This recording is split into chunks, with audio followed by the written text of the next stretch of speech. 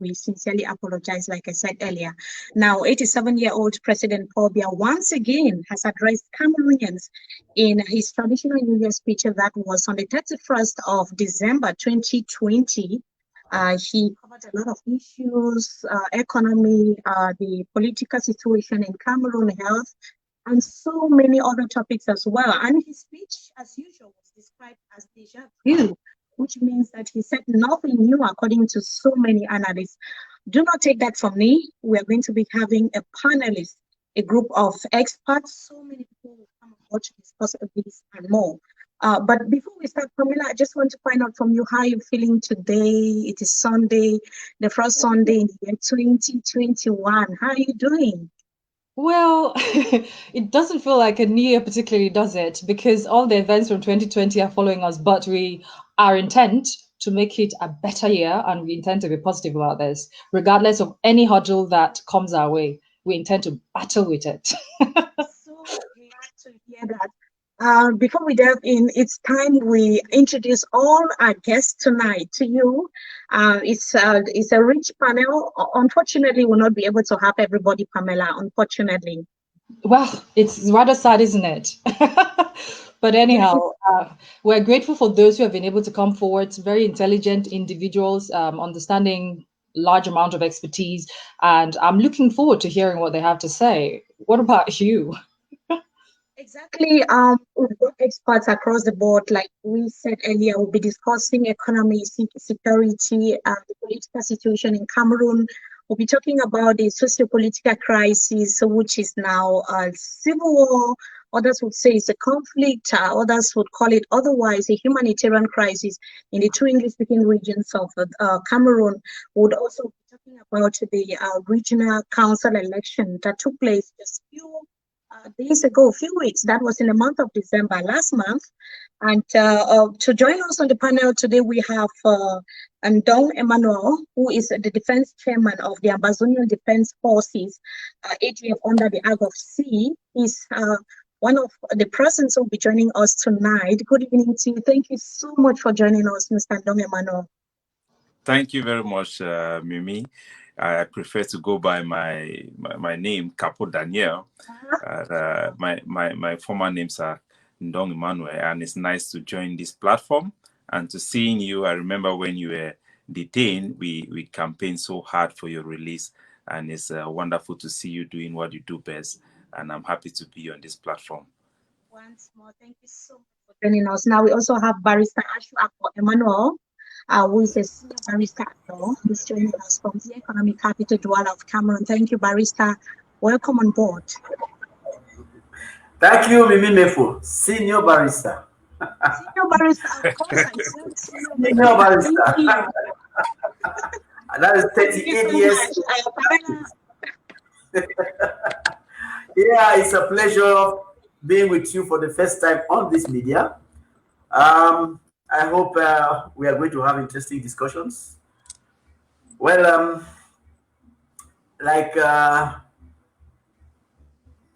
I don't know whether that's her name, Bonkiyong. Oh, thank you. You pronounced it perfectly. Very easy to do that on the first attempt. like she said, many things don't seem to be moving in Cameroon, but at least we have so many things to talk about. I hope you enjoy the show. We have two more guests on the show tonight. Yes, indeed, we do. So we have got Richard Nfor, who has been very instrumental in the Southern Cameroon struggle, especially recent one. So he's the moderator for the West Cameroon Association, a think tank, and he was quite instrumental in organizing the meeting at the House of Commons in the UK, where the issues in Southern Cameroons were discussed in 2017. So let's welcome to on the platform, Mr. Richard Nfor. Hello, Pamela. Hello, Mimi. Thank you, and all the panelists, Capo Daniel and senior barrister Agbor Ashu. It's a pleasure to be here, and I look forward to an enriching exchange amongst us because Mimi Mefo, your platform is fantastic because it enables this exchange of views that should inform our people to be able to take well-informed decisions on what we do going forward. So thank you very much, and I'm grateful to be here. Thank you for joining us, Mr. Nfor. And on the topic of decentralization, we were very lucky to get an expert who is no other than Dr. Tata Sunjo. He is a governance and policy fellow at the Nkafu Policy Institute, which sits in the Dennis and Lenora Foresha Foundation. So thank you for joining us today, Dr. Sunjo. Oh, I think Dr. Sunjo might be having, oh, let's see. Dr. Sunjo, can you hear us? I'm not sure if Dr. Sunjo can hear us, but we can see him. Pamela, I can get you very well. I don't know. Marvelous. So we can all see you too. So that's great. Hello? Yes, we can hear you. Can you hear us? Dr. Sunjo, can you hear us? Can you hear me? Perfectly, we can hear you. Oh dear. So Dr. Sunjo there is having some technical issues. We'll bring him back on board when those are sorted. So for now, we will carry on because we know that you've all been waiting anxiously for us to get on with the discussions of today. So we're going to begin by looking into the Anglophone crisis, which has been one that has been bothering us for the last 4 years. And as we have an able panelist here that we can go through, we will start with Capo Daniel, who is the Deputy Defense Chairman of the Ambazonia Forces. And so to you, I don't know if I should call you Mr. Capo or Mr. Daniel. So the Anglophone crisis has been going on, and let's start with the money. So there have been talks of mismanagement of funds with regards to the fight, and we've heard of a lot about my trip to the Boya debacle. But we also want to hear what the ADF has been doing with the money that people have raised for the ADF fight. I mean, we don't seem to get any reports on how the money is spent, what it's used for, because people clearly are looking to see results on the ground for the money that they're putting in. What are your thoughts on this? Yeah, thank you very much for giving me this opportunity. And first of all, I would just want to say, in the spirit of Black Lives Matter, which is a global movement about the dignity of Black men, I would want to just make some small correction with what you have described as the Anglophone crisis. I am from the British Southern Cameroons that we prefer to call today Ambazonia. And I am not an Anglophone, and I'm an indigenous son of the soil, and we prefer to call our territory the Ambazonia. This is a territory that it was a category B territory. It was a sovereign territory, and what we are finding ourselves today is a liberation war fighting to complete the decolonization of that territory. So this is a war for decolonization. This is a liberation war. We are fighting for our independence like many other territories have fought for their independence. Regarding the management of finances within the Ambazonian liberation struggle, I think it is a very, very tough one. But I'm a deputy defense chief of the Ambazonian Defense Forces, which have a very robust accountability system. And because this is a very sensitive area, we do not really account publicly, but I think our forces on the ground are well equipped, and we do not have any issues concerning corruptions. There have been some news with the splinter faction of the Ayok Tabi IG group, but I really cannot say much about that. And we are building very strong institutions that are going to serve like the basis, the nursery for an open society in Ambazonia. You can remember that the Southern Cameroons used to be one of the first democracy we have in Africa, with a very good accountability system in place, and our group being the biggest group on the ground without any problem. I think it speaks for itself. We are very, very much accountable to our donors, and there have been zero complaint regarding management of finances. So usually, for example, me as a deputy defense chief, when I want to do requisition order, I have to go through a lot of bureaucracy to get finances for projects that I'm working on, to fund projects that have been designated to my office. So we do not really have financial accountability issue, because we have a whole board of financial advisors, and we also have an independent audit commission within the governing council that oversees the dispensation of finances within the organizations that I serve my country through. So, Mr. Emmanuel, I want to find out from you. You said that there's nobody has come up with complaints. You've been doing everything at the level of the Agbor to ensure that there's transparency. You've had a lot of different, about 5 or 6 that I know about, different projects that you have called to contribute. Like we know about the issues, about the Amazonian things, we know about the takeover funds, and so many others. So why is there no public financial transparency, given that most of those who are contributing these funds are from the public? They are the people out there. Yeah, we do have sometimes our forces, we do display weapons that have been purchased. And because we are in the middle of a war, you don't expect us to come and account for the purchase of materials, how much it costs, and give accounts like we are in an open society when we have an enemy that is very much sophisticated than us. So those are very sensitive issues that have national security implications. So I think our action speaks for itself. We are highly funded by the general public, and we do have little complaint regarding accountability, because the public trusts our system of accountability. Our financial department is independent from the executive branch of the governing council and from the officials that can make requisition order.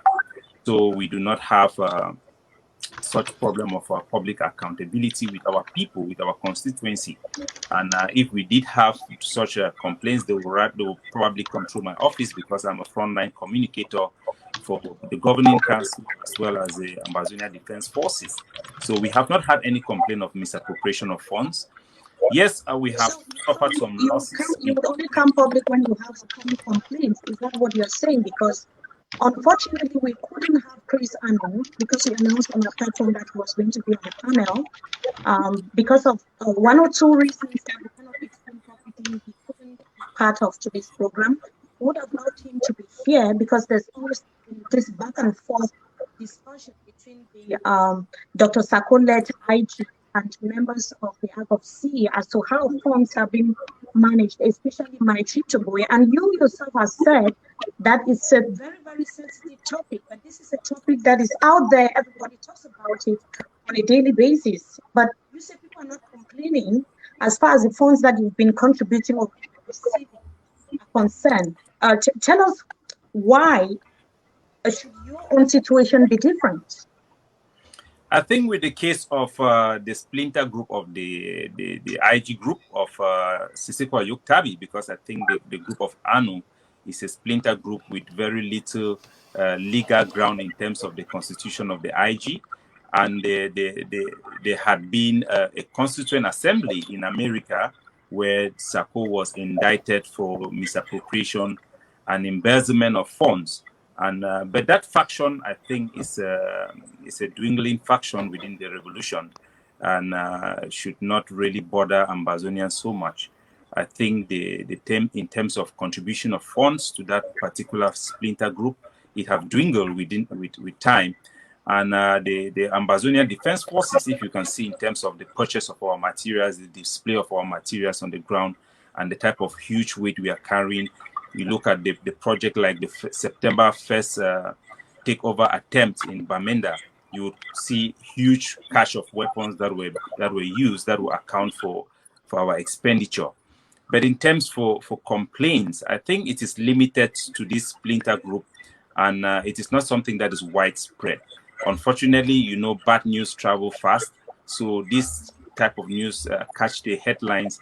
But I can assure you that most of the officials of the governing council, as well as the Ambazonia Defense Forces, are people that are working and are working class people, and we have a robust system of accountability. Never have we had any scandal or issue raised in public in any significant way concerning accountability. We are very, very much accountable, and I think our actions on the ground, our material and our weaponry on the ground can speak better for the purchases we have done. Okay, let's take this question to Barrister Agbor Ashu, who has very strong views about what has been going on in terms of this fighting, or like I would be corrected if I said crisis is wrong, it has to be a war.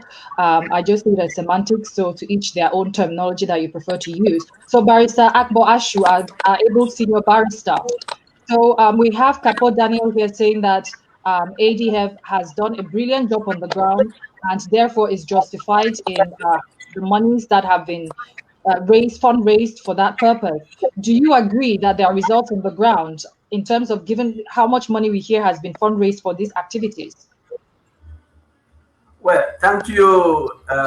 You see, being somebody who is out of the movement, I cannot authoritatively state that they are using their monies correctly or not. But if you look at the results that we are getting from the field, I think they are doing a good job. They are doing quite a good job because you see, like you were saying, there is you actually see that their forces are putting up a strong base on the field and really disturbing the army. So I think if they were not using the money properly, then their forces will not put up a strong face. So I think somewhere along the line he has a point. He may be correct. Because I cannot verify that because I'm not part of them. But I see that on the field, ADF is giving the army a lot of trouble, and well, they cannot give trouble if the boys don't have weapons. And we see what trouble are they giving the army? What trouble are they giving the army? Wonderful. They're killing soldiers every day. Are you asking me what trouble? We see the trouble they're causing. I mean, when we see their videos, they say they're blown up military trucks, they're and all that. Well, you see the activity. Except some person will tell me that what we are seeing is not true. I see videos of ADF claiming to have blown up military trucks, killed soldiers, and carried out military activity. So I think they are present in the field, and they cannot be present in the field if they have not got the weapons. So I think somehow Mr. Capo may have some good reason to say what he's saying. So, Mr. Capo, Mr. Capo Daniel, we want to hear from your own mouth. Barrister Ashu holds that it's military trucks that you've been blowing, which there are very little reports about in the press, unless it's WhatsApp press that we haven't seen. When people are killed in any region in any of the Anglophone regions, we hear of it. So, with every clear indication, you believe that you're doing something on the ground that we are not tangibly seeing or seeing it being reported. So, apart from blowing up vehicles, what exactly have you done that has helped Anglophones in this fight? On the contrary, I think last week the CRTV, which is the official channel of the Cameroon government, had done a program where their general visited over 1,000 troops that were injured in Douala Hospital. And I think that the Cameroon government have been hiding their losses on the battlefield. Recently, they had announced that over 800 troops were missing in action. So we do know for sure that they have been hiding their corpses, sometimes airlifting them to Douala and Chang. We also have informants from the mortuary that will usually give us information about such casualties. But we are very sure of our numbers that we have been very, very active on the ground in terms of carrying out operations, surgical operation. Yesterday, we had a big operation in Beme, in Manu Division. That was very, very successful. I think they lost about 4 soldiers. So many of the time, La République du Cameroon do not publicly account about their losses on the battlefield. I think because of propaganda purposes. But I think they have displayed the numbers on their national TV when the general visited the Douala hospital with more than 1,000 handicapped troops. So you would want to ask them when did those incident happened, because if you look at the reports for the past year, they have not reported such huge casualties or incidents, but the numbers they have shown on their national TV, troops that have suffered from this war. So they are hiding their casualties. Now, Mr. Capo Daniel, ladies and gentlemen, I'm coming back with a different background because initially I could see many of you people there telling me you are not getting me. My sound was not the best. So thank you so much for that. I have another question for you, Mr. Capo Daniel. At the beginning of the revolution, it started in 2016. We had this sympathy, this overwhelming sympathy from the people on ground zero in the respective northwest and the southwest regions of the country. But there's been this gradual disengagement in several communities. We've reported such cases on several occasions on our platform here on Mimi Mefo Info. Can you tell me exactly what happened? I think, first of all, there is a misunderstanding about the whole issue concerning the beginning of the revolution, as when it concerns the fight for the liberation or the decolonization of the Southern Cameroon territory and Bazonia. These have been going on for close to 60 years. So we have been fighting to be decolonized for a very long time, even with this union that was imposed upon us by the Republic of Cameroon. We have never really settled with them, and we have never really accepted this situation. There have always been resistance. And on the 31st of December, we just celebrated the first declaration of our independence by Justice Ebong Frederick. That happened in 1999. What you call revolution, I think you are talking about the Ambazonia Rising, where the Cameroon government banned the consortium, which triggered the war for our liberation. For over 60 years, we have been doing campaigning. Agbor have been involved. Many activists have been involved to organize and represent the interests of our people to be decolonized in the United Nations, in the United States, and in the African Union. So the Ambazonia Rising that triggered the war is what you are probably talking about. And we think that it is quite popular today more than ever before. Our general population have been subjected to tremendous pressure from the Cameroon military to suppress their view and to make sure that they are unable to express this view. But according to Cardinal Tumi's survey, more than 90% of our people still want independence. And if you look at the effectiveness of the Independent Day Ghost Town that is being carried out throughout our national territory, all our people basically are standing up for independence under tremendous pressure from the Cameroon military that have banned our nationalism, that have banned free speech from our people to be able to express themselves. And they are trying to facilitate some sabotage and some propaganda campaign with their imposed election on our territory. But for the vast majority of our people, they stand tall to demand for independence. Every Monday, you can see the whole territory shut down voluntarily for people demanding for independence. And we do not think that we have dwindled. We think that we have just become more sophisticated and adapted to this occupation by the Republic of Cameroon. Mr. Capo Daniel, I'll come to you with specific examples. So we can see so many people reacting, and I assure you that if your comments are constructive enough, we are going to be posting them to Mr. Capo Daniel, who is on board here today. I would go to Mr. Richard Nfor to find out from you. The crisis, when it started, we just heard from Mr. Capo Daniel what he said. When it started to the point where we find ourselves today, do you think that this is where the people would have loved to find themselves in? This is where the people would have loved to be as far as the Anglophone crisis, the conflict is concerned? Well, Mimi, thank you for that question. The simple answer is no. But before I make my remarks, let me just say the following. There seems to be a lot of confusion in our movement because I still see people referring to others as federalists, confederalists, independents, whatever aliases they choose.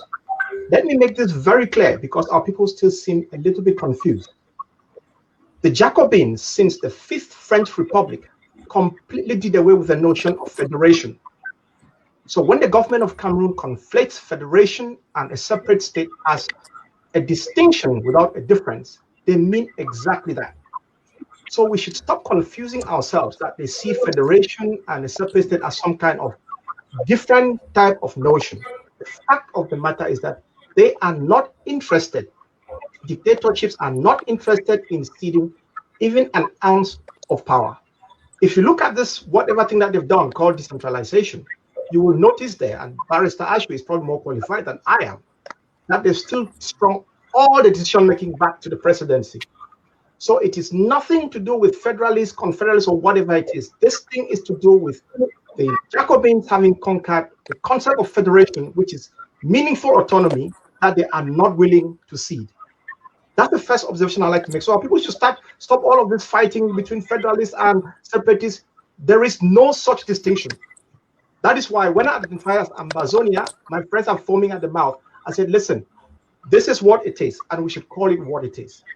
So directly back to your question. Before I answer, let me say something to Capo Daniel, and perhaps it's unfortunate that the representatives of the interim government were not here present.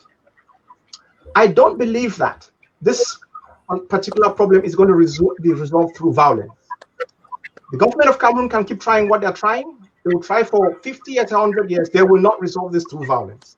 That is why WCA has never advocated violence, because there are many situations that you go through violence, kill a lot of people, do all of this destruction, and you still come and sit down and have a discussion as to how you want the matter resolved. The government of Cameroon believes right now they can conquer the territory that was West Cameroon and therefore impose a conquest settlement. That is what they're trying to do. I don't believe they're going to be successful. And to that end, here's something I'm going to say to Capo Daniel and all the representatives of ADF who are fighters on the ground. Please stop trying to be the dominant force on the ground. You're not going to be able to kill all the other fighters so that you can be the dominant force on the ground. That is hopeless. The government of Cameroon, who is a state actor, has other state actors supporting them. They have tried and they've not been successful. So please stop doing this. And now, Mimi, direct to your question. The idea that is being emblemized as Ambazonia, not necessarily a state, that is an idea that cannot be shot with a gun.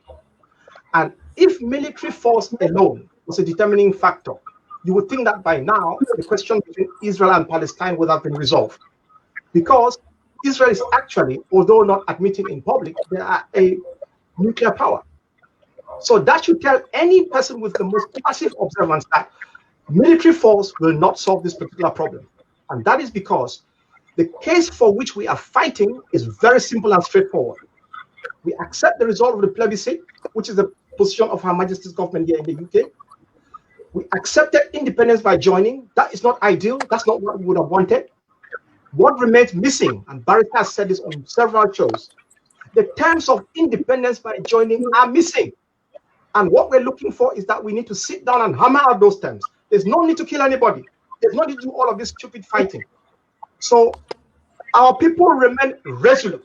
As Capo Daniel said there, those ghost towns are a demonstration of their defiance and the fact that they want their autonomy, that independence by joining that they voted, our fathers voted for. They want the terms of that clarified. And before coming here, Mimi, I just did a quick research, and the Hansard for 1960 was published. And I just went through and read the contribution by the then Right Honorable Member for Liverpool, Waver Tree, who said Northern Cameroon voted to join Nigeria. And that was a simpler case because they got granted that autonomy straight away at Taraba State or another, Saduana or what used to be Gongola State. And they admitted in that debate that the case of Southern Cameroon was going to be more complicated and that the terms of that joining, they need to assist us, whether it was with defense, foreign policy, and they feared that the government of Amadou Ahidjo was going to occupy Southern Cameroon. And that is what we see today.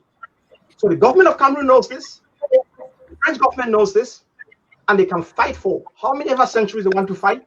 Believe you me, I was not taking those who were doing this thing from the 90s, the Right Honorable Barrister for Dinka. When they were doing these things, we thought these were crazy people.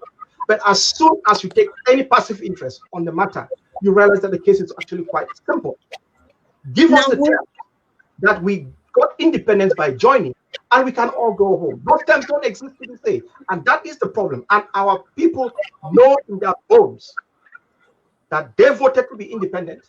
The form of that independence they would have preferred to be a completely separate state We didn't get that, but what we were granted, that is the ask. And I believe that if, as a community, if we phrase the problem like this, we are likely to have state actors coming to our aid, whom we're going to need to get this resolved.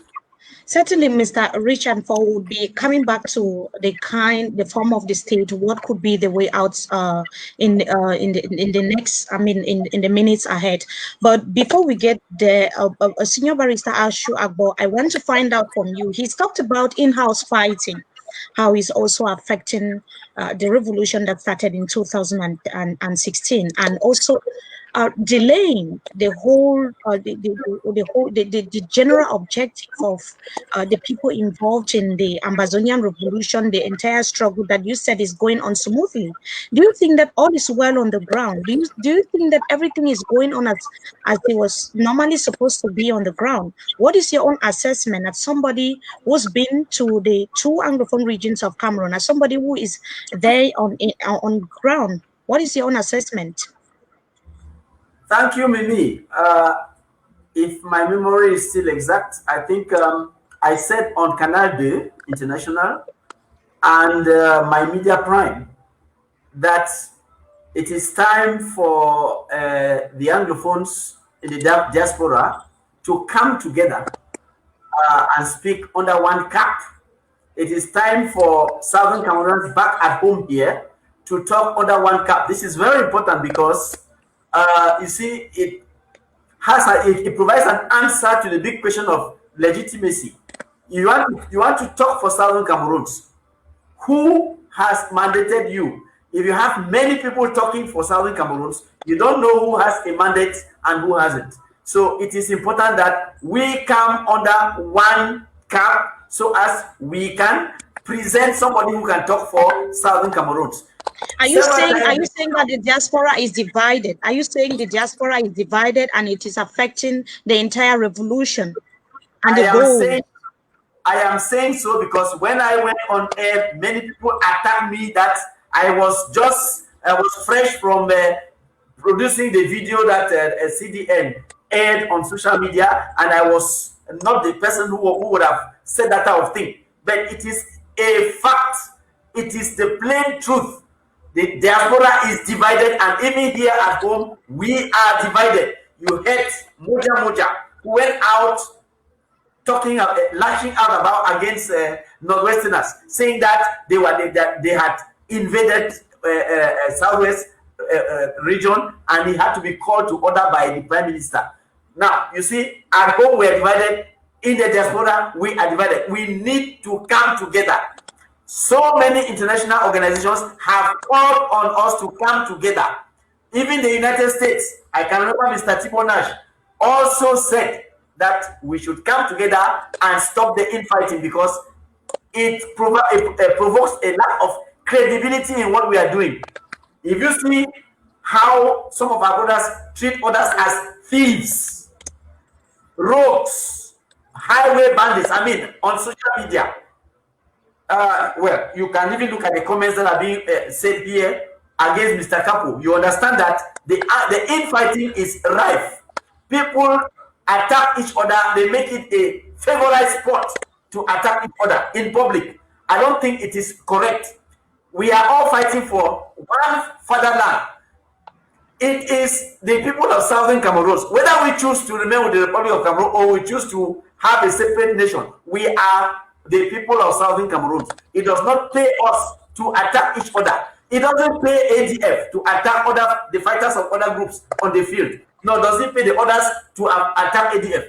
They should have a united front and come up as one person. That would increase their credibility and increase their effectiveness. For now, that is not what we are saying. Now, before I give the floor to Pamela and Bonki, we have reported about atrocities. Mr. Capo Daniel, I'm coming to you. We have reported about atrocities committed on the ground by government forces, the Amazonian fighters, the ADF faction of the Amazonian fighters under Agbor as well. Which brings me to this question, Mr. Capo Daniel. I want to find out from you, is the ADF, because we've had series of instances, as a media, we've also faced a lot of attacks on the part of the the fighters who are on the ground and even on the part of the regime of Yaoundé. I want to find out from you, is the ADF fighting against the government of Yaoundé, or it is fighting to control territories in the northwest and the southwest regions of Cameroon? What is your priority? Our priority is to liberate our territory from Cameroon occupation. But I would just want to make some side comment, react to my fellow panelists before I answer your question, if you may. And I think we are like, when I listen to my two panelists, it's like we are in a vehicle that have lost brakes from Bamenda up station and is running down to crash. And the passengers are there busy arguing about what type of music is going on. Should they play Bikusi or bottle dance? So, Senior Barrister Ashu, I think you just got this one completely wrong. As a student, a law student, I can tell you that there is nothing like a legitimacy to represent your homeland. We have the right under international law, the right of organization and the right of association to organize ourselves and represent the interests of our country. And how effective any group represents the interests of that country, it takes the lead. So there is nothing like we must all come and put on one cap. You can go to the struggle against apartheid. You had several factions fighting against apartheid. Nelson Mandela was almost left on his own in jail. But the people of South Africa had one objective, which was to end the apartheid. The people of Southern Cameroon are united to liberate their homeland from Cameroon occupation. We are standing as one people every Monday to demand an end to Cameroon occupation and the complete decolonization of the British Southern Cameroons. There is no division in our objective. We are focused on our mission to liberate our territory. And to go back to the question that Mimi Mefo asked in terms of are we fighting against our country, and what my panelists said, that are we fighting to dominate and control land? Of course, we want to dominate and control our land. There is nothing shy about that. That is the objective. That is the most effective way to liberate our territory. And we know the Cameroon government have done a very good job in terms of forced flag attacks to try to tarnish the image of the boys that are voluntarily fighting to liberate their country by carrying attacks against our own people, by promoting former fighters and using former fighters and informants to attack our own population with the disguise that these are fighters, attack Ambazonian fighters, legitimate fighters. Our fighters are citizen volunteers who are sacrificing and risking their own life for their communities. These are not people who are attacking their own communities. We have thousands and thousands of fighters that are under our direct control, and we do take responsibility for their actions. And where we have excesses, we work so hard to make sure that we protect the population that we are there to serve. There is no instance that you can point to that shows some systemic policy from the Ambazonia Defense Forces to attack our people. That would be ridiculous. We are all sacrificing a lot, risking our life daily to liberate our homeland from a regime that is using terrorism tactics on our population, using disinformation and promoting kidnapping for ransom, attacking schools with the hope that they are going to tarnish our reputation and turn the population against the armed conflict, the armed struggle to liberate our homeland. And we expect Capo Daniel, sorry to interrupt you, because we need to be snappy about this. There's a lot to talk about, and there are so many questions to get through. So you are here telling us that the people on the ground, you're doing everything you can. ADF is doing everything it can to protect the people on the ground. But can you guarantee us, because all the leadership of the ADF are not on the ground, and the people on ground zero are saying that the so-called Ambazonian fighters, or nobody knows what umbrella who falls under anymore, are terrorizing them. And there have been instances or clear situations or incidents where it's become apparent that it has become a fight between different Ambazonia factions for control of territory and of fiefdom. Because I remember you saying that, yes, you're fighting for control of territory, but are you fighting with the army for control of territory, or are you fighting other Ambazonia people for control of territory? Because that was what seems to be coming from the ground. So how can you confidently say that you're doing the work on the ground if neither you nor the head of the AGOVC, Cho Ayaba himself, are not on the ground? How far are you sure that what you're being told is the truth? The commander-in-chief of the Ambazonia Defense Forces is from the ground. These are people who have been in the battle against the occupation forces, and our trainers are mostly from the diaspora. I myself have been on the ground to engage in activities that I cannot report on your media. We have General Efang, we have General Ebube, we have a lot of generals, top generals who are on the ground. I think you can go back to 1st October celebration of our Independence Day to see how the population came out en masse in areas that we control and display their national colors and celebrate with our soldiers. Even on the New Year's Eve, we have display pictures. You can go to Capo, Emmanuel, my Facebook page, and you watch footages of celebration between our people, the Mbororo communities in liberated area. And I can assure you that 80% of our territory have been liberated from Cameroon administration. And in those areas, people are living in peace. Life is going on normally. People are striving.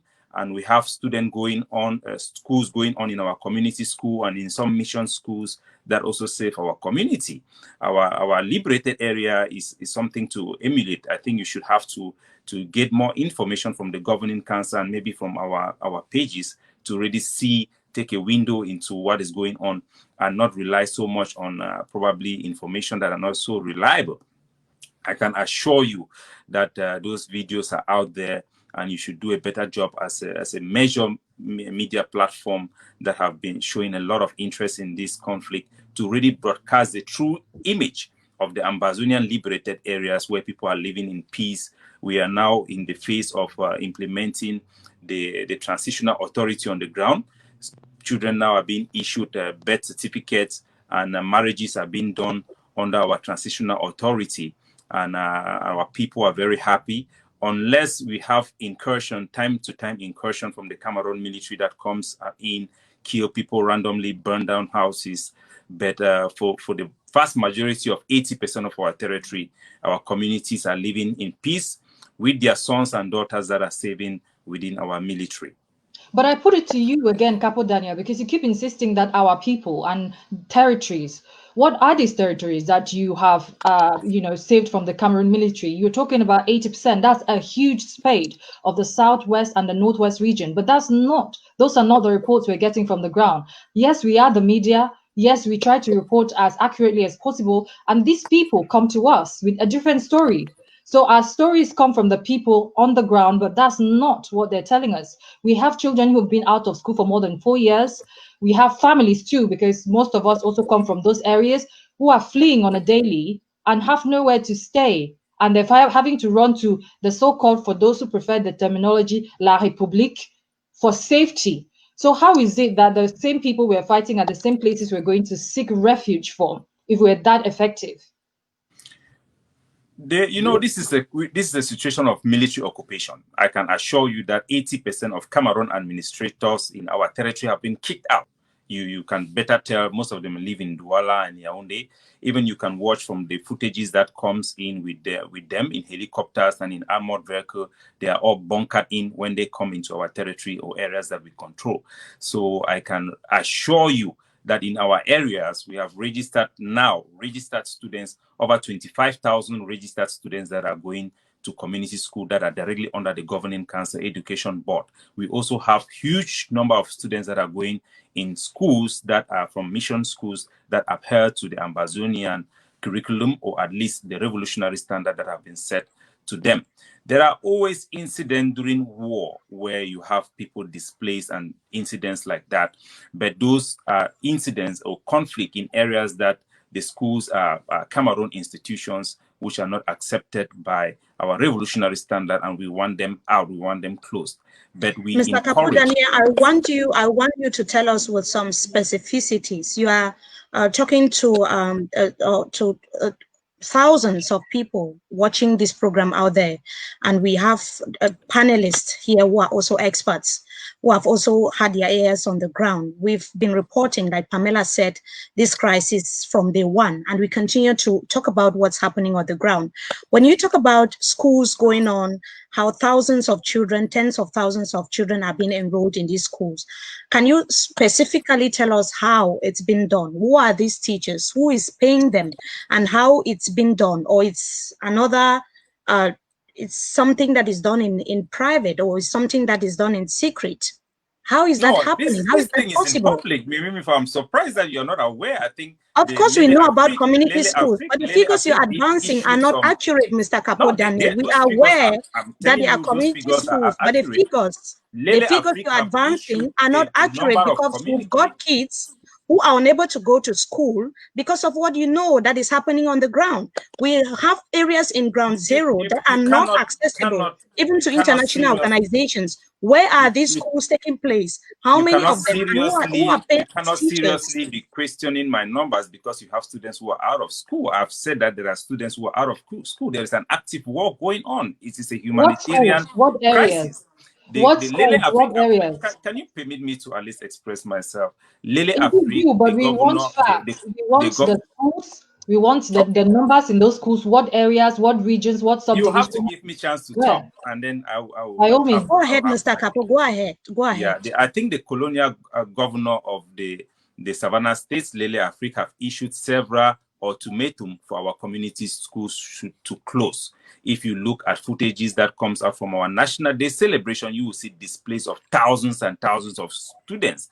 Your media outlet have to check those things out. I'm surprised you don't have those footages. I haven't seen them on mainstream media. That's why always I cry on my program. I say the revolution is not being televised. You have to please try to reach out for us and find out those footages. You know, the Cameroon government is so aggressive in terms of trying to displace our people. We have seen them issuing ultimatum for our people to leave and go to Nigeria. We have seen them attack communities, and we don't want to give specific names, but I think I would come back to you, Mr. Capo Daniel, to find out if this is really the scenario that you want for the people of Ambazonia, as you call it. But before we get to that, Mr. Richard Nfor, I want you to tell me, is this a realistic scenario he's painting here?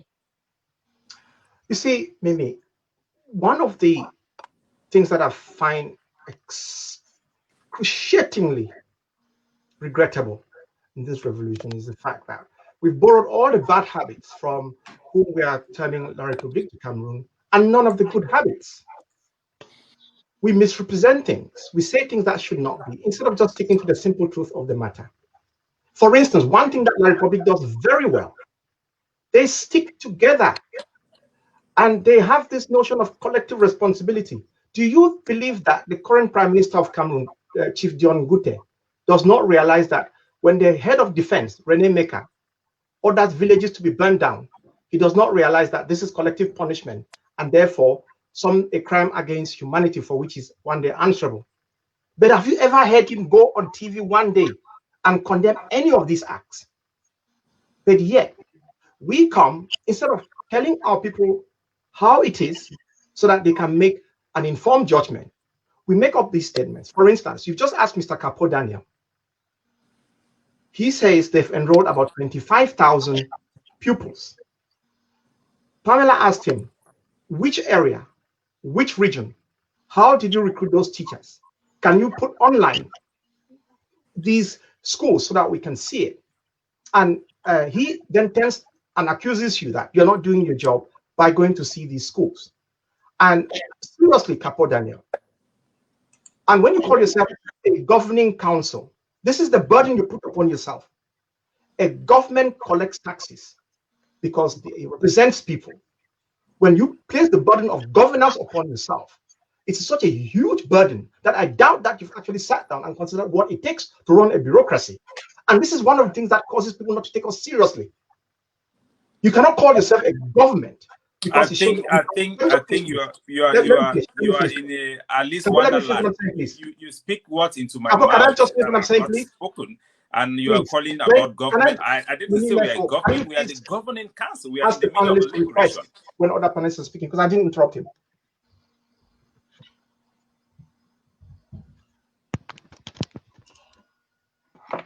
So what I'm saying, go ahead, Mr. Richard. Yes. Yeah, please. When we come on programs like this to inform our people, the first thing that we should do is to be truthful. Because when you give these kinds of pictures to state actors who might support us, they think that everything is okay on the ground. Everything is not okay on the ground. I come from Donga Mantu. There's 33 villages. There are schools happening in 3 villages. Okay? So the situation on the ground, as Pamela is describing, is real. Kids are not going to school. So please don't come here and give an impression. They might be going to school in other areas which you control, but please don't give that impression that things are okay. Things are not okay. And to come back to the point about, please just let me finish when I'm speaking. To come back to the point about, I want you to specifically answer whether the ADF has ever attacked another group of Amazonian fighters who have decided not to cooperate with the ADF. And I've told you, whether it's yourself or any of the other armed groups, this is abject futility. The government of Cameroon is a state actor backed by other state actors with a lot of resources. They have so far not been able to manage to contain all of these boys who started with Dane guns. So what makes you think, as a group trying to fight a bush war, that you'll be able to take control of these other fighters and bring them under your control? What the best you can do is hope that you can cooperate with one another and cover each other's backs whenever you get the chance. So all of this quest about trying to be the largest defense force on the ground, please stop chasing those kinds of things. And as I say, we don't agree with violence, because this whole thing, the only value we see the Amber Boys playing on the ground, if nothing else, is to demonstrate to the government of Cameroon that violence will not solve this. And even if they try this for 50 or 100 years, they won't solve it. And as I said, if military prowess was the only determining factor, the question between Israel and Palestine would already have been resolved. The Americans have told the government of Cameroon, as Pamela said earlier on, they're borrowing money to finance a war of choice. So we know how it's going to end. It's not going to end well. So instead of you trying to dominate whatever it is that you're dominating, I would counsel that, please, just stay in your lane, do what you do, and people are going to respect you. And this whole thing about talking about governance, trying to show that you have a curriculum and so on, it just shows that you're being totally unserious. And when you say things like this, it shows that you don't actually appreciate what it takes to run a bureaucracy. Now, Mr. Richard, we'll come back to you, Mr. Capo Daniel. We've heard about in-house fighting from time to time from Mr. Richard and from Barrister Ashu Agbor, who was here earlier. He's also there on board. Because of technical issues, he's on and off. I want to find out from you, are you troubled about this whole issue of in-house fighting, or you are not worried about it at all?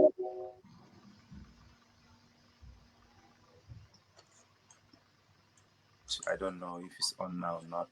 I think this is a common phenomenon in wars. You do not expect the Cameroon government to not play its trick. We are dealing with a country that the Transparency International have classified as number 152 out of 180 in terms of corruption. These are people who know no rules. They are living in the jungle. So they have developed proxy forces and to try to play the role of Amber Boys and attack other Amber Boys. We do not, why would we attack other forces? We collaborate with other forces. We are the biggest force on the ground, and we do not fight to be the bigger force. It's just happening because we are doing our job. So what we experience in the ground is inside attacks, not inside fighting. But the forces have come around and they have come to realize that we have to work together and collaborate. If we have seen some people who have tried to hijack Siseko's organization, try to instigate fighters to attack other fighters, but those fighters have rejected those calls. We have seen footages that come out from Bali with Grandpa Bali, who headed one of those forces, so-called restoration forces representing this splinter group, have come out to denounce such calls from people who have no connection with those forces on the ground. I, as the Deputy Defense Chief, I can assure you that we are focused to fight against the occupation forces of La République du Cameroon, and we are collaborating across the board with all forces. There have been some instances where our forces have been attacked by sister forces that have been manipulated by infiltrators. But those instances are very, very minute, and we are in a war in an area larger than Switzerland. So these are very small. What about the diaspora leaders? There are some diaspora. It's not. This is our country. We have children there. We have mothers there. We have fathers. We have children there. There is no difference between the diaspora and those who are at home.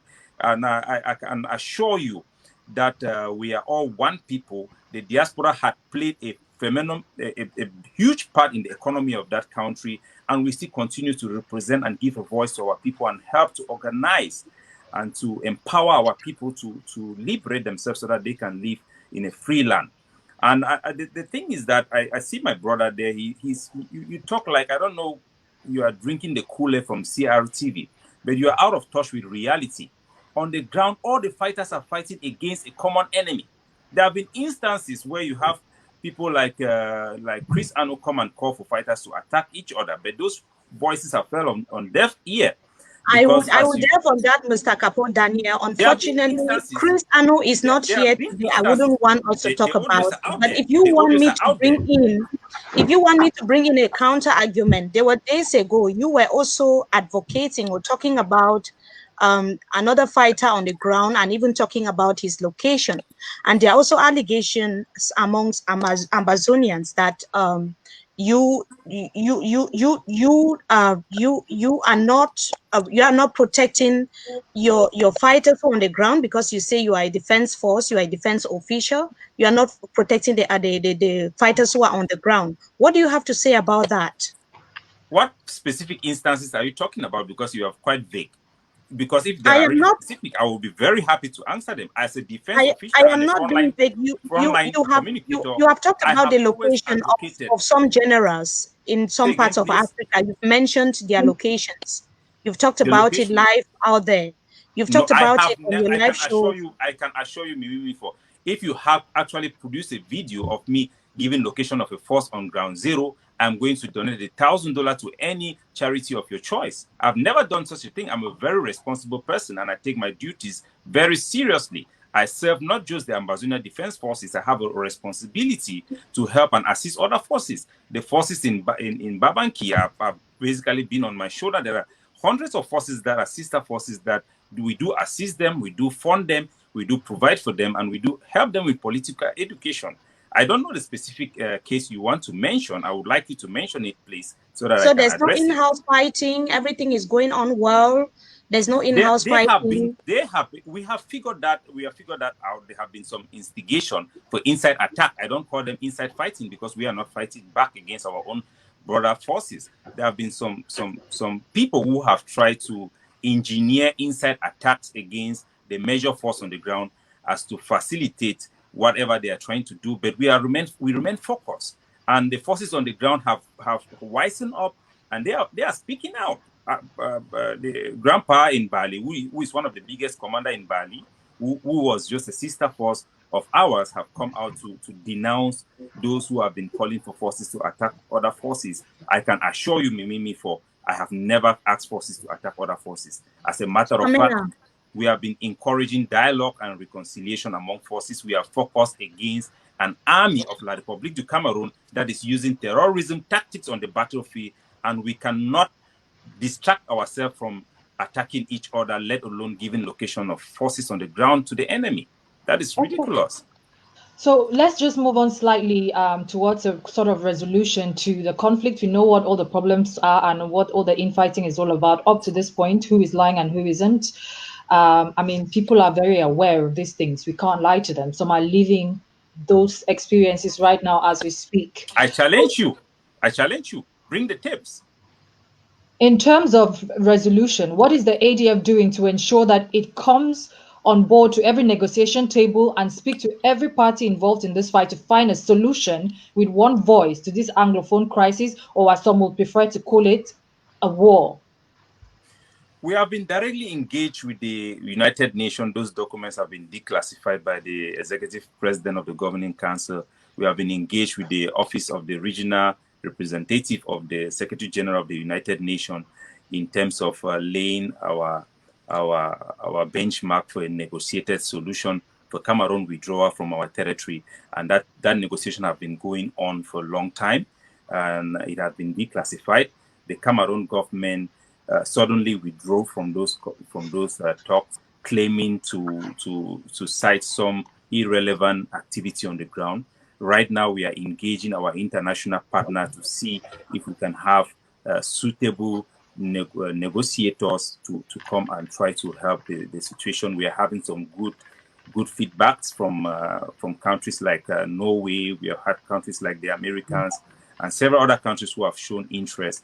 And we hope to have a negotiated settlement that can be enforced, because we are dealing with one of those countries that do not have any reputation of having some credibility that you can count on. The Cameroon government is a rogue government that have been violating international law with impunity. They have crossed border into Nigeria and kidnapped Ambazonian leaders, and they are taking home no prisoners. So this is a rogue regime with a president that have taken upon himself the responsibility to prosecute a genocidal war using blatant terrorism tactics on the field. But Capo Daniel, you have not answered my question. I'm asking you what ADF or AGOVC has done to work with all the other parties involved in this crisis to see to it that we have a resolution that is all inclusive and transparent. Now you're giving me examples of what you people as AGOVC have done individually, which we all know cannot resolve this. Yes, you're getting good feedback from Norway, but how is that helping anybody on ground zero? How is that stopping La République or infighting amongst the Ambazonian fighters from going on? How exactly does AGOVC intend to ensure that everyone sits at the same table and makes a decision to bring these to an end? It's not just about one individual, because from everybody's perspective, where we're coming from, none of you actually have any power whatsoever to represent the Cameroon, the Southern Cameroonian Republic. No one has elected you people and given you any mandate to speak on their behalf. But people understand that in a war or in a crisis, you need to be represented by people. So what is it that you people have done to bring everyone together on that same table to speak in one voice as Southern Cameroons that you claim you're fighting for? I think the premises of your question is just ridiculous. And I want to ask you, who appointed Felix Roland Moemi to represent La République du Cameroon in the United Nations? It's ridiculous. Who appointed Fidel Castro to represent the people who fight for the people of Cuba? But you're not akin to Fidel Castro. Give me a chance. Can you give me a chance? No, but I can also comment as we go along so that we get the right answers, because you're not akin to Fidel Castro and Cuba. This is not a Cuba situation we're facing here. This is an Ambazonia situation. It is an Ambazonia situation, but under very different political circumstances. Occupation power. And so remember, this struggle have a lot of factions. In a war, you do not fight to get votes. We are doing a hard job. I'm glad you said that there are a lot of factions, but if you're curious, let me finish. Let me land. Maybe go ahead, Mr. Capo. Along the way. Go ahead. When we are fighting to protect our people from genocide and from terrorism tactics being used by the bees, we are fighting with whatever we got. The leading faction just lead by being more effective and more efficient against such a barbaric army. We do not want to become leaders because we are leaders, or we want to be leaders because we want to become leaders. No, we are forced into a war we were not prepared to fight. Mr. Capo Daniel, that doesn't answer the question. The question is, you talked about negotiated settlement. Who voted you to become the represent the Southern Cameroon? You talked about negotiated settlement and justice. Mr. Capo Daniel, please. We are understanding you. You talked about negotiated settlement and justice. The question is, how much is AGOVC ready to compromise to make sure that there is this negotiated settlement? The compromise in terms of bringing all the factions together to ensure that there is peace in Southern Cameroons. We have very good working relationship with the IG group of Seseko Ayoktabi, with the consortium, with the Republic of Ambazonia. And we are the leading force. I think we go along with the people that accompany us. And we are very sure of our objective of Ambazonian decolonization and independence. That one is something undisputable. We have a lot that brings us together than the picture you are trying so hard to present. We are walking the talk. We are not just here talking. We are working under occupation. This is a very tough job. A lot of countries have gone through war for decolonization or for independence. Look at what the people in Rwanda went through. Look at what the people in Zimbabwe went through when they were fighting for independence. They were overwhelmed by firepower from the BRIC. The people in many other countries have faced the same challenges. It's a tough fight to fight for decolonization and independence. But we are in one because we are forced to, in terms of concession, as you have asked. Nelson Mandela famously said that to give away a human right is to give away a humanity. It is our right to self-determination. It's our right to determine the political outlook of our territory. Also, I want to quote the one that is very, very recent, which is the one from the negotiation and coalition forum, who came out with the figures of over 90%, and the Kadinatumi came out with the figure of over 90% of our people who want absolutely independence. They actually went out of their way, out of the questionnaire, to demand that they want independence. So for goodness sake, we cannot ignore these people in this era of Black Lives Matter. They want independence. They are resilient. Nobody said no, Mr. Capo Daniel. We certainly want to hear from you concretely what you have as solution. Bringing all the actors on board is very important because the people listening want to also understand. Mr. Richard, you seem like you have something to say. You have the floor. Look, first of all, Mimi, before I respond, Capo Daniel, when you come on a platform like this, please treat all of your fellow panelists with respect. Don't use phrases like drinking Kool-Aid from CRTV, because I try to be respectful to people that Mimi invites to this platform. So please be respectful to the facts. All right? No, they're not facts. Respectful to the facts.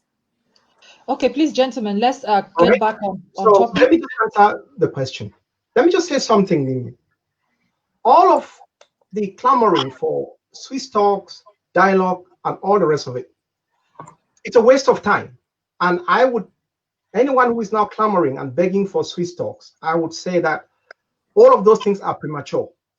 They're premature because you do not negotiate from a position of weakness. Up to now, as we are speaking, I have not even heard the government of Cameroon acknowledge that they're interested in those Swiss talks. For all I care, they're interested in getting that humanitarian organization calling itself the HD to try and get through to some of the fighters on the ground, so that they can either buy them out or kill them to try and neutralize the struggle. And now people are there dancing around, making a heck of a noise that, it's all about the Swiss talks and the Swiss dialogue. The government of Cameroon is not interested in solving this problem. They are interested in a military solution, and if they conquer the territory, they're going to impose a conquest settlement. Until there is sufficient pressure applied to the government of Cameroon that they will want to negotiate, I would say that all talk about negotiation at this point is wholly premature. And to that extent, I have not seen any group on the ground that has put sufficient pressure on the government of Cameroon to change its calculus. You can talk about making the territory ungovernable. Yes, you've made it ungovernable. You've also made it pretty uninhabitable. And that has just increased the misery of the people on the ground. The people on the ground are resolute. They have had it with the regime in Yaoundé. That is about the most reliable thing that you can say. And that is by observing those ghost towns on Monday. Any other claim, I mean, you have different ways of measuring results. I don't see it. The government of Cameroon can sacrifice all of those beings. They are recruiting 2,000 more. They don't care as long as they remain in power, and you can keep killing yourselves.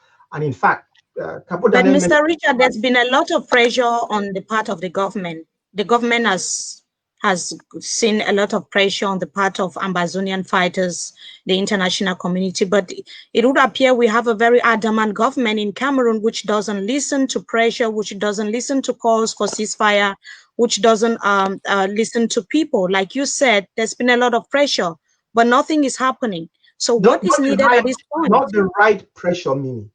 What is the right pressure then? What is the right pressure? Okay, for instance, we actually don't understand how the international system works. We think that they care about things like human rights, law, and justice. We keep quoting Resolution 1608. Mr. Capo Daniel, please, some respect, because when you talk, you go uninterrupted. So please, so we think go that ahead, Mr. Richard. They don't. The international system works on interests. And when their interests are at stake, they bring in those things such as human rights and so on to effect their interest. Right now, what matters to all of the parties that have interest in Cameroon is the stability of that territory and the Gulf of Guinea. So far, the government of Cameroon has delivered that. And as far as they are concerned, there is no further reason to further destabilize the Gulf of Guinea. You can talk about whatever you want until something changes that calculus on the ground and they see that there is a serious risk to their geopolitical and economic interests. Then they will take an interest, and then they will bring in all those other things about human rights and all the other things about 1608 and all the rest of it. But as of now, we actually think that the more Amazonians that they show on social media that they've killed is going to move the needle. It wouldn't. Let me just help you. During Desert Storm, it is reported that almost 750,000 Iraqis got slaughtered. That is the kind of thing that the Western powers and the people who make these decisions, that's the kind of thing, the number that you're going to be thinking before the needle can move. So if you're thinking about pressure that would move the government of Cameroon, it is something that will change the calculus of the stakeholders. And it is always to do with the stability of the Gulf of Guinea. As long as the government of Cameroon is guaranteeing that, nothing will change in the calculus. They'll keep telling you, show some kind of restraint. Don't. I mean, look at the number of villages that they've burned down. So what we keep doing is that we keep thinking that fighting in the hinterlands and doing all of the things that we're doing moves the government of Cameroon. It doesn't. So far, if you're, for instance, one of the things that Ayabacho Lucas, to his credit, because he seems to have an idea, he said, if you destabilize, or I don't know whether it's him or Eric Tata, one of them, he said, if you destabilize, or if you were able to make sure that you immobilize all of the capitals of West Cameroon, that might cause the government to move, because then the international community can see that there is a serious risk of destabilization that is about to occur. That is when they might be able to step in. We can kill ourselves as much as we want. We can kill the bees. We can kill even all the bees. He will recruit some, get some from China and send them back into the territory. So we need to understand what gets the international community to move and the kinds of things that we've been doing, going to the United Nations, crying out for Swiss talks. I mean, if you are crying out for a negotiation, by definition, you're going to get a bad deal. Somebody should be coming to you and say, let's negotiate. And if you look, there is no United Nations as a body. What tends to happen is that state actors bunch together and they sponsor something on your behalf at the United Nations. That is why the government of Cameroon is very comfortable, because they have a permanent sponsor of their interests at the United Nations, and that's La République Française. We have not. In all the 4 years that we've been doing this, we've had not even a single state actor who is prepared to sponsor our bidding at the United Nations. And that is because, as I started by saying, the way we phrased the problem, which was a breaking up of members to the United Nations, put off a lot of potential state actors. Whereas, if we'd gone in for what we are rightly entitled to, and as Capo Daniel mentioned on the Bosch decolonization of what was Southern Cameroon, which was, yes, we do not like it. We accepted independence by joining La République de Cameroon. And yes, the terms of that independence by joining are outstanding. If that is what we're pushing for, we will get into a position where somebody will say, yes, these people have a point. And when you sit down at that point to hammer out those terms, then you can bring in whoever to say whatever they like and separate. Mr. Richard, we recently saw the Senate resolution just a few hours ago talking about ceasefire and the need for dialogue. They've continually talked about dialogue in among the warring parties in the conflict in Cameroon, but we really don't see that concretely happening. Don't you think the dialogue is the way out? You say Swiss-led talks only dialogue, Mimi, cannot be the solution. What kind of dialogue is needed? What kind of dialogue is not going to dialogue until there is credible pressure on them? For instance, in the case of Biafra, once a state actor presents that they're going to recognize that state, it changes the calculus very quickly, because one, they can supply you real gear, and two, they can supply you safe passage. We have none of that at this point. And the government of Cameroon had better be careful, because you hear the rumblings in Biafra. If whatever Nnamdi Kanu is doing there, it ends up with a nexus building up, there could be real problems. And those are the kinds of things that move world geopolitics, not the kind of thing that we're busy with. To me, it seems like all everybody's interested in this struggle is to try to control ground zero, like it's some kind of video game, when there are people really suffering on the ground, instead of sitting back and thinking what would cause the government of Cameroon to move and taking steps that will move in that direction. I can guarantee you, we can kill all of those bees that are sending to West Cameroon. We can kill all of our own fighters, sell them, and do whatever. As long as the government of Cameroon remains in power, they're not going to negotiate or dialogue. Pamela. So, Mr. Richard, your organization, the West Cameroon Association think tank, have done some work in this area. You, in 2017, you organized a meeting to discuss Southern Cameroon issues in the House of Commons. So moving forward in terms of solutions, I mean, you've highlighted some things that we could do to precipitate some pressure on the international scene that would bring a resolution. But in your opinion, what exactly do you think that would bring that turnaround that we need in order to find a likable solution, in order to find a solution that brings peace? Because really what people need or are asking for on ground zero at the moment is peace. This is true, Pam. And when I attended that CDN dialogue, we spoke to this gentleman who happens to be in those corridors where these things are discussed. Cameroon is currently a strategic partner in the fight on the international war on terror. And so they give them resources. The only limiting thing was that they should not use those resources in fighting against the Southern Cameroon case. And so if we are going to move the needle, we have to start showing that the resources that are being channeled to fight international terror are being diverted to fight the war.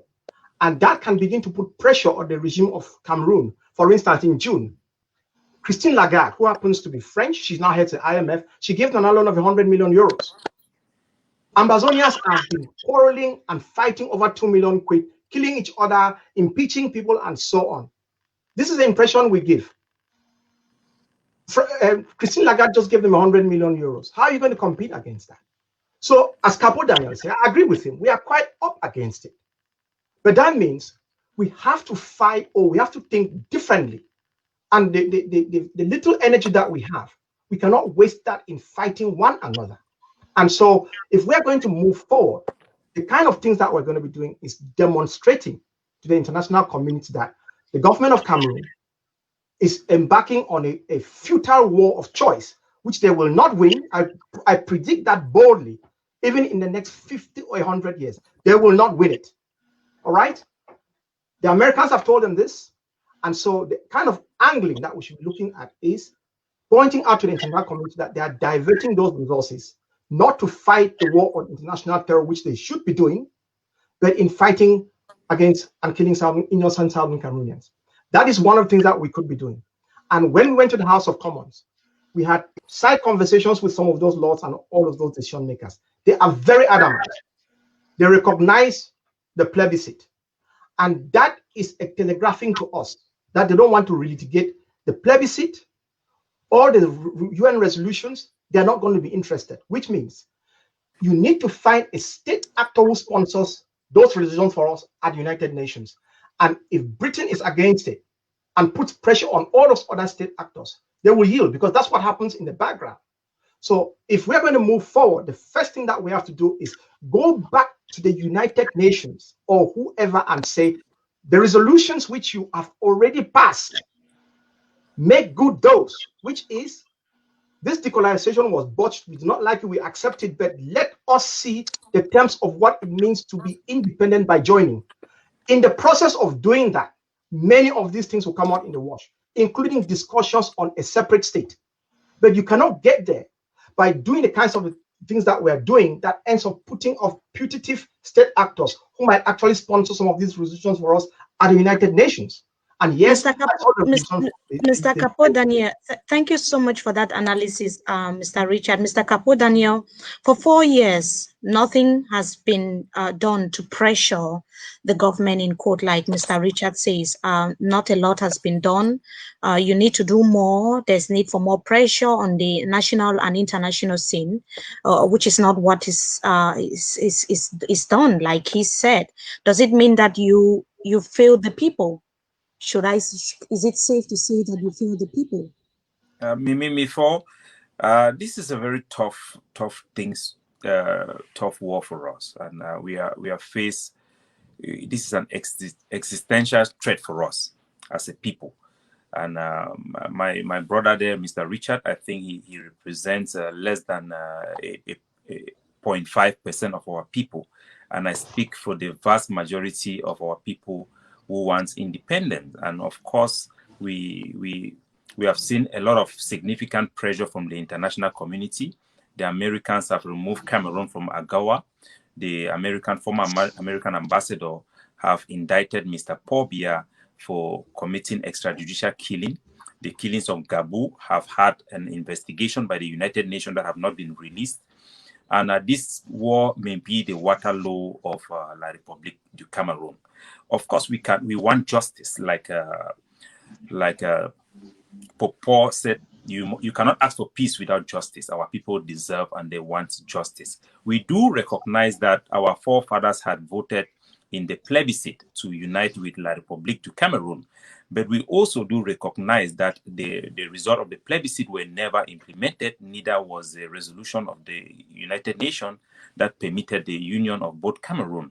The Cameroon government is a signatory to the constitutive charter of the African Union that clearly says that its borders ends where it had its independence. So Ambazonia, or Southern Cameroon, is not part of La République du Cameroon. We have never been united. And even the constitution or the union that was imposed upon us have been violated. In the 1972 constitution, the Cameroon government seceded from that union that it imposed upon us. And we have declared our independence. We have the damage caused by this war that have been ordered by Mr. Paul Biya is irreparable. Our people do not want to be a part of this union anymore. The result of that plebiscite that was never implemented have been reversed. Demographic have changed. The people want exit.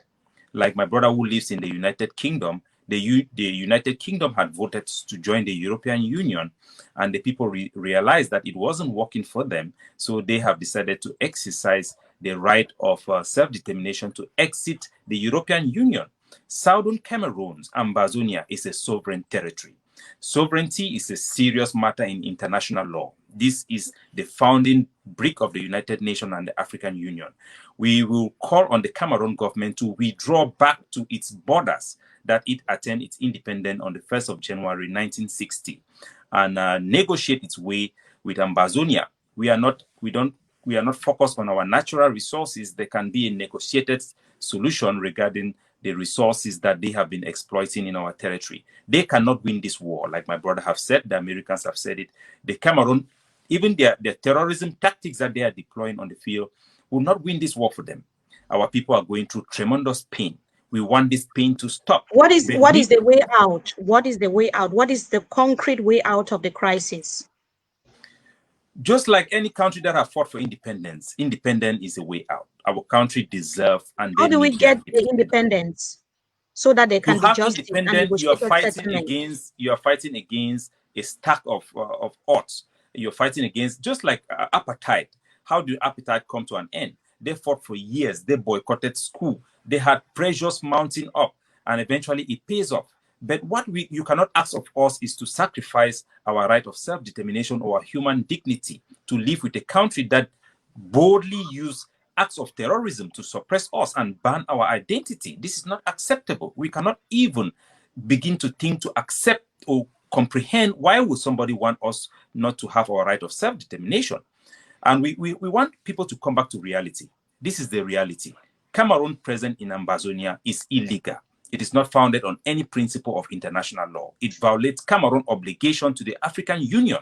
And we should realize this truth and just talk about it for a moment. How do we solve this illegality? How do we have justice so that we can have peace? Because without justice, there will be no peace. The justice for this problem, that's the question we are asking. How do we solve the problem? Concretely, how do we solve the problem? The history is known. The reality is on the ground. The atrocities are being committed. Children cannot go to school. Women they are the ones suffering more as far as the crisis is concerned. How can we solve the problem? We need concrete solutions. As one of the leaders, you say that you control a lot on ground zero. You control a lot of territories on ground zero. You have been doing a lot on the ground in terms of defense and so on and so forth. Tell us concretely what can be done to solve this crisis. What is the way out? Let's sit on the negotiation table and let's look at the injustices that was done on our table, on our territory. Let's look at what the people want. 99% of them say that they don't want the union. That is the expression of their right of self-determination. Let us respect that. Black Lives Matter. How do we sit on the table? Who is? Do you want to take the lead, or who is supposed to take the lead? How should that? How is that supposed to happen? Can you tell us? Can you tell Cameroonians? Can you tell Ambazonians so that they can understand what you're talking about? Usually, in a situation where you have armed conflict, you have to have the various parties sit down on the negotiation table and talk it out. And usually, the side that represents a territory is usually the leading factions, and the ADF, the Ambazonia Governing Council, is the leading factions. I think I can refer you back to the Center for International Security and Cooperation Research Center that have clearly stated that we have been engaged with the United Nations.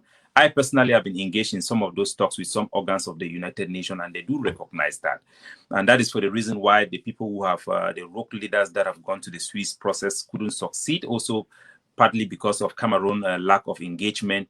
But I think we have to, for the sake of humanity, let us recognize the reality on the ground. Let us realize let us recognize that our people needs to get to a situation where we can recognize what they want.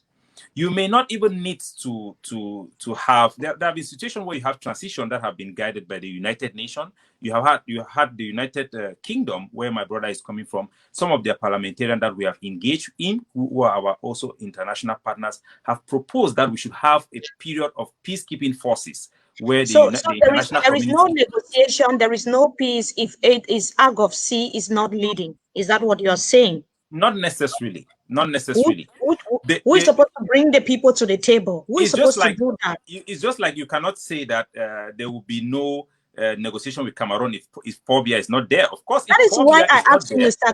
Capo Daniel, what are you ready to compromise to make sure there is peace? We don't have an answer. Are you ready to what compromise are you ready to make so that there can be peace? We haven't had an answer to that yet. That's why I'm asking. We want to negotiate. And that is our desire. There is no negotiating without compromise. What can you compromise? You know how these things work, Anna. You don't negotiate on the social media or on Mimi Mefo's platform. No, we are talking about the way out. We are talking about solutions. You've always talked about even on your platform. We are talking about the way out, Mr. Capo Daniel. We are not negotiating here. This is just a platform which gives voice to everyone. Yeah, we need a third party that is backed by the international community, like the United Nations, to assure that any negotiated solution will be implemented, and there will be consequences or sticks and carrots if a partner was supposed to walk away from the negotiation table. There is a humanitarian crisis, Mimi Mefo. We need negotiation. We want negotiation. But we cannot do it alone. There are two parties to this conflict. Mr. Pobia have not yet realized that he may end up in jail for crimes as the commander-in-chief of his army, for the terrorism that the B is committing on our territory. So we want the international community to apply pressure on Mr. Pobia to commit to a negotiated solution that will be supervised by a third party. We are ready. Okay, so let's take this to Mr. Richards, who will give us some comments on what Capo Daniel has said, so that we can then round up, because we need to move on to the second half of this, which is looking at decentralization. And obviously, we know that people feel also very strongly about that, but we are still dealing with an Ambazonia situation that is very much connected to La République du Cameroon, whether we want to acknowledge that or not. But we need to be realistic in all our sessions and in how we want to move forward. So, Mr. Richard Nfor, I'm sure you have some things to say as a rejoinder to what Mr. Capo Daniel has been saying. Over to you. Yes, Mr. Richard, before you say it, I want to ask, because you were talking about the need for the people to have what they want. There should be a negotiated settlement. There's need for justice, but for it to happen, there's need for more pressure on the regime. Do you think, I have this question for you, do you think that the US suddenly supporting Morocco against the people of Western Sahara is a pointer that they are moving away from the idea of creating another state in Africa? Oh, before I answer, let me just respond to some of the things that Capo Daniel said. I really want to take exception to this notion that by asserting what you think you want kind of makes you strong. I want independence, and therefore I'm strong.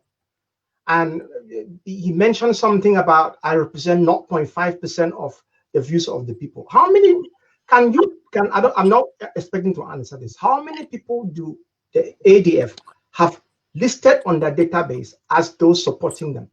These are the kinds of statements that they just generate a lot of angst. And I don't think that anybody is entitled to come and make these statements because we've never had the opportunity to measure any of these things. And so to your point, first, Pan, when you're asking what kind of pressure or what can we do to get the government of Cameroon to negotiate? You see, Capo Daniel, you say you want negotiated settlements, and you think that two parties should come and sit at the dialogue table because we have a just cause. I'm sorry to have to disappoint you. It doesn't work like this. There is no reason why the government of Cameroon should negotiate at this point. None. So you can sit there, wish your Swiss stocks, whatever you want. Sufficient pressure has not yet been applied on them to want to talk. And as I said earlier on, wanting to negotiate at this point is premature because we are going to get a bad deal. You were asked, what are you prepared to compromise? You could not even say. So given that we don't have any real blue chips right now bearing down on the government of Cameroon, I don't think that we are ready to negotiate. And so to your point, Mimi, quite frankly, I don't really believe that we are in any position right now to start dictating the terms of what happens next. Because as I say, the government of Cameroon, they think that they have time on their side. They're going to grind and grind and grind. This is not something, as Capo is saying, that I should say on your show, because I'm sure that there are people from CNN watching. But I can make a comfortable prediction that the government of Cameroon will not win this war. And they will sit down and they will negotiate the terms of what it meant independence by joining. And the longer they keep this, the more likely the only prospect that will become, the only choice is a separate state. And you talked about the United Nations and Morocco and the Western Sahara. The United Nations membership is like a club, and none of them, not even H.M. Blighty, the bastion of democracy, they want to entertain the notion of breaking up a member state. The United Kingdom is a very strong confederacy. And with the advent of Brexit, there's this real question that Scotland might threaten to break away. But there's going to be a fight coming on there. So the analogy that Capo Daniel was using there is like, imagine that Britain voted to exit the European Union. It has taken up to the dying hours for us to negotiate a trade agreement with the European Union. The analogy with us is that we voted in the plebiscite, or our parents voted in the plebiscite, to become independent by joining La République du Cameroon.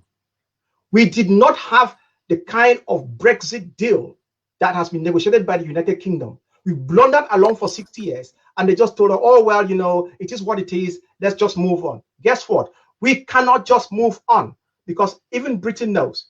But all the cues that they're giving us are that whilst they might not separate the breakup of a member state of United Nations, and they keep referring to this thing of territorial integrity of Cameroon. What nation is Cameroon?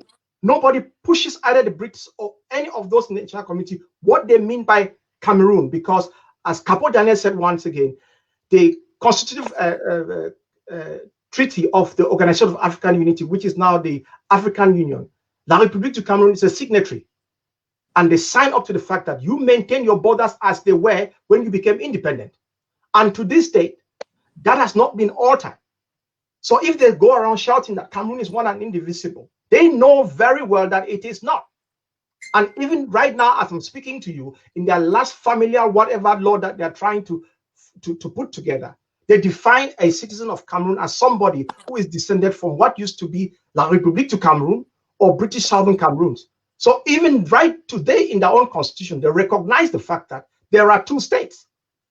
What is missing is the terms of how we shall cohabit or not going forward. And until that is resolved, they've chosen this ridiculous path of thinking that they're going to do it by force. I'm here to tell them who are listening, they will not be successful. And the restoration fighters, or whatever they're going to call them, Ambazonia Defense Forces, and all these brave boys fighting on the ground, they don't have to do anything. They just have to stand their ground for as long as it takes. My goodness me, the Russians went to Afghanistan and butchered the living daylights out of the Mujahideen. They left after 20 years without victory. The Americans are about to pull out. Almighty USA. So the government of Cameroon, they believe that they're going to invent history and world affairs by going into West Cameroon and conquering this territory. They will not be successful. They can keep trying, but they will fail, and they will go bankrupt in the process. Mr. Richard, how much more is the population supposed to endure in terms of pain, the consequences of the war? How many more people should die before we have the negotiated settlement, the dialogue that is much talked about? The official position of West Cameroon Association now has always been, when we looked at the data over the last 200 years, fighting dictatorships, using violence is less effective than other means of non-violence.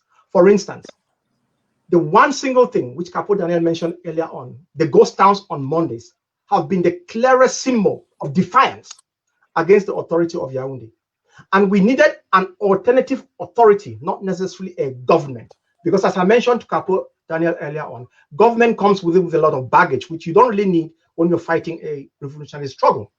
And in fact, Foley Hague advised that we should not do this for all kinds of reasons that we should not go into in this conversation. But the price of that the citizens have to pay, I would say, because it's to do with who we are as a people and our identity, we can try and limit the price, but you cannot put a price on defining who one is. I don't see how you can put a price on that. You see, the government of Cameroon is not stupid.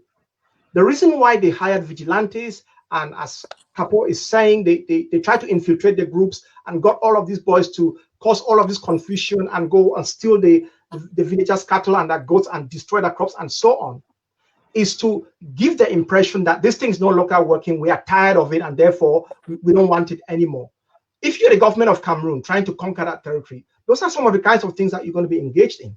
But our people just need to be informed that, seriously, if those boys on the ground, and that those boys, they've sacrificed absolutely everything. You and I can sit here and talk on some, show on social media, which helps to inform them, but they have sacrificed everything, including the ultimate penalty. And for those, we owe them absolutely everything. On your show the last time, I said that even though I disagree with violence, or the WCA does not agree with violence, I totally empathize with the fact that they've been absolutely pushed to the wall. And it is Mr. Biya who has created the Amber Boys, and he should deal with it. That is why the price is not too high if it's to do with who you are, your identity, and your roots. So if we're going to do something, it's to make sure that our people are well prepared for the long haul, because this thing could take 50 years. So anything that reduces the pain of our people and maintains their resilience and not make them pay with blood is the kind of strategies that we should be looking at to empower our people so that they can get on and sustain this for as long as it takes for us to get a resolution. And from all the indication as I see right now, the government of Cameroon is in no mood to negotiate. All of the things that they're doing, DDR, Swiss talks, all of those things. I mean, what are we, Ambazonia? The Swiss HD, they are a charitable organization that is there to ensure that they can create access routes for them to go and deliver humanitarian aid. They are not equipped to deal with the kind of complex geopolitical things that we're talking about. So to see our people clamoring for these Swiss talks just shows that we've not quite sat down to understand how some of these things work. To his credit, so who should lead the dialogue process? This is what I'm coming to, Mimi. Ayabacho and Yerima, to their credit, they saw the sham of this and they pulled out because they realized that that was not getting anywhere. The government of Cameroon has never acknowledged that they were engaged in these kinds of things. In fact, the botch talks that they attempted to engage with Sisiku, at least they came out and denied that, then nothing to see. But I can assure you, the day that we put sufficient pressure, either through trying to get a state actor to do our bidding at the United Nations or by inflicting sufficient pain on the government of Cameroon. And this is where I also give credit to Dr. Ayaba Lucas, because he gets it that if you inflict sufficient economic pain on the regime, that is a pressure point that is likely to cause them to change their calculus. But until I see any of those things happening, buying them guns and killing ourselves or killing a Kelbe or any of those things, I really don't believe that is going to move the needle, because as long as the government is in power and there is no real pressure on them, they will not move. And the population is suffering, Mr. Capo Daniel. We have a lot of IDPs in the French-speaking part of Cameroon. We have refugees in neighboring Nigeria, and many children, like we said earlier, unable to go to school, young girls bearing the brunt of the conflict, the war that is ongoing in southern Cameroon. Tell us, what are your final words? What are your thoughts about all of this happening to the people that you are defending? Yeah, the price of freedom is very, very high and it's very painful. It's like the pain of a woman delivering a baby. But all the countries that you see today, the United States of America, they have gone through this pain of fighting for their liberation and their independence from the United Kingdom. The United Kingdom went through the Norman period to have the common law. And the French people had fought for their country to pay the price for their freedom. The people of the southern Cameroon have to fight and make sacrifices so that no generation will ever see the type of oppression and assimilation and terrorism tactics being used upon its people the way this generation have seen it. It pains my heart every time I attend the news and I have videos of children. The other day from Mavas in Akwaya, 4 children less than 9 years old were executed by La République du Cameroun bees, and it is not even reported on the news. And it hurts my heart. And I wonder whether Black life do matter, but our life do matter for us. Our identity do matter for us. We will hang in there. We will continue to fight. We will arm ourselves to the teeth to make sure we protect our dignity, to make sure that Southern Cameroon is liberated. And to what my brother said there, this may be my last opportunity to talk, I don't know. But I just want to say that Cameroon was never united in the first place. So the war, this is not like the case of Morocco. If the Americans wanted to support Cameroon's to sovereignty of our territory, they would have done it, because our crisis is currently the most neglected in the world. The fact that they didn't do it is a positive indication for us. And we have just seen the United States Senate pass the resolution that call on cessation of violence from the Cameroon government. The Cameroon government will come under increased pressure until they will bow. It will break them as well, because when you see your own children, these are not French people coming to kill our people in Kwakwa, burning our villages. These are our own African brothers. When their population will realize the cost to maintain Ambazonia, that is going to take terrorism, killing Bebe Mata, burning Mami Apia alive, then they will realize, just like the people who have kept slaves, realize that it also takes a part of you to do this thing. Leave Ambazonia alone.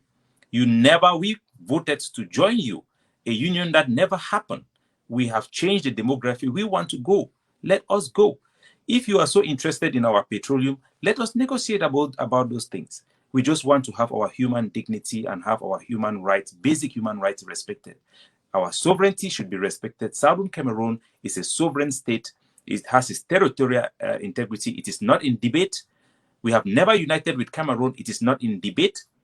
The African Union laws do say that Cameroon should respect its territorial integrity, and we do preach to respect Cameroon integrity. We are going to be a good neighbor to them, and we are going to be a better partner fighting against terrorism.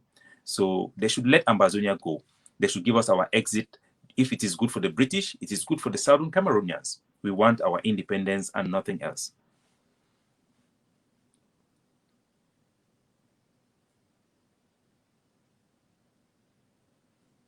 I think you're on mute.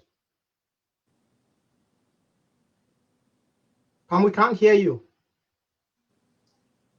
I have unmuted myself. Okay. Can you not hear me? We can hear you now. Okay, so yes, we've been at this for almost 2 hours, and I mean, we've trashed out all the major issues where the kinks are and what we ought to do in order to arrive at a solution. We've heard the case very clearly from the AGOVC through Capo Daniel's assertion. We've also heard the silent majority voices expressed through Mr. Richard Nfor, and in the flexibility that is required in approaching these Anglophone crisis, or Southern Cameroon's war, or Ambazonia war, as others would like to qualify it.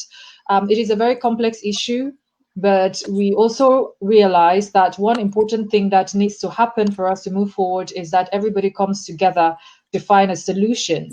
As much as we want justice before peace, people on ground zero are crying out for peace first, because they are suffering more than anybody else out there. And so, given the casualties that we've suffered thus far, and the fact that there are more than 1 million Southern Cameroonians are displaced in places like Nigeria, in Francophone regions, 4 years, children out of school, we're seeing a lot of delinquency setting in. We're seeing the war economy setting in. It is getting worse as the days go by. So it is imperative that the leaders or the different factions in this Anglophone crisis or war come together and speak with one voice and find a solution of moving forward. Put aside egos and sense of importance, and realize that it's about people and not them, and understand that what people have tasked them with, which is not particularly that they voted to task them with that, but what people have allowed them to do on their behalf, requires a sense of responsibility in handling those issues, and requires that they think not of themselves and their pockets or about their positions, and fight for territories. So with that, we thank our guests very much. We thank Capo Daniel. We thank Mr. Richard Nfor, who's also been working hard to rally the UK House of Commons in order to discuss this issue and take steps on the international community level. And we also thank Mimi Mefo, who made this platform possible for us to have this discussion. And we thank you, our wonderful audience, subscribers, readers, even those of you who do not agree with with some of the ideas or opinions that have been dispensed of on this platform. We thank you for coming on and sharing the differing opinions, because it's important to hear differing opinions, because that is what democracy is. We do not need to all agree, but that doesn't mean that others don't have a right to their opinion if it's different from yours. We're not a dictatorial state. As Anglophones, we always claim that we are open to ideas. So let's be open to ideas and stop this spirit of always attacking people when they have a different opinion from yours. So this is 2021, a year we need to keep things moving. We need to be more objective. We need to look at the ball or the focus and do that. So with that, we're going to bring this to a close, and thank you all very much. Enjoy a wonderful week ahead and have a good week. Thank you. Thank you so much. I want to also tell everyone here that feel free to always come. Okay. I just wanted to say that feel free to always come on board. The floor is open. The house is ready to receive you and your point of views. Like Pamela said, we get people across the board, irrespective of what their opinions are, where they belong. We are ready to receive government officials here. We are ready to receive people across all the factions of Ambazonia, Southern Cameroons. Feel free to always tell us when you are ready to come on board. Thank you once more, Pamela. Thank you, Mimi. And thank you, Mr. Richard, Ashu, and Anna. Thank you very much. Yeah, thank you, everyone. And it's goodbye from us. Have a good evening. Bye now.